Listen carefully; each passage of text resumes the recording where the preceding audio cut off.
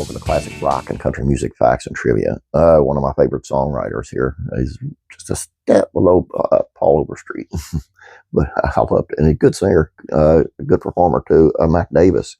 And he recalls the story behind the song In the Ghetto. When Mac Davis was 5 or 6 years old, the esteemed Nashville songwriter couldn't understand why one of his best friends had to live in a bad part of town. He remembered that friend as he wrote In the Ghetto, which Elvis Presley turned into a chart-topping hit in 1969. Davis recalled writing In the Ghetto with Bart Herbson, executive director of Nashville Songwriters Association International. Mac Davis, when speaking on how In the Ghetto was created, well, it's kind of a convoluted story, but it's a true story. I've been trying to write a song called The Vicious Circle for what seemed like ages. I wasn't old enough for it to be ages, but it was like my late 20s. The word ghetto was just becoming popular to describe the parts of urban areas where poor people were living and couldn't get out. They were stuck there, and everybody took off to the suburbs.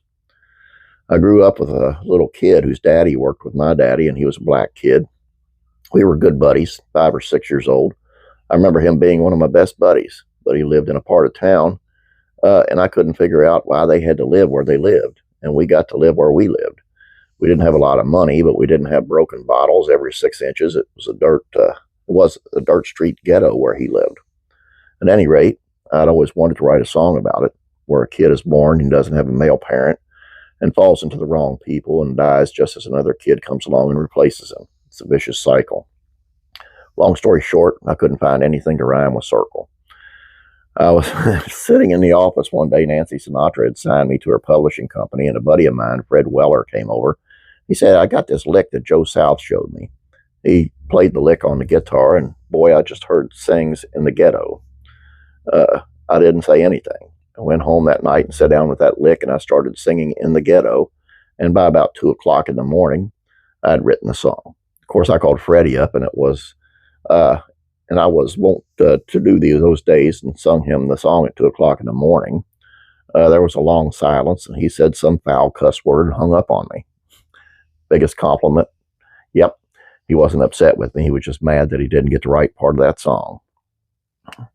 And when I asked, do you remember the first time you heard Elvis record In the Ghetto? He said, yes, I do. I heard it on the radio driving down the street. I remember going, I wish he hadn't said Ghetto. I wish he'd have just said In the Ghetto. That's typical songwriter, you know. But that lasted about 5 seconds, and then I realized that I had a huge hit.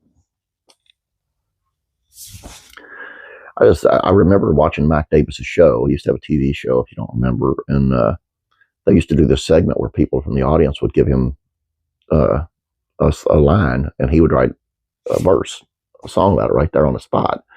And they were hilarious. I mean, he was so good. It was just like boom, boom, boom. It was just, I'm going to look up some. I'd like to look up some of those, see if they're on the YouTube, because it was so funny.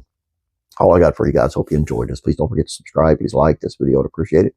You guys have a great day. God bless you. And I'm praying for you.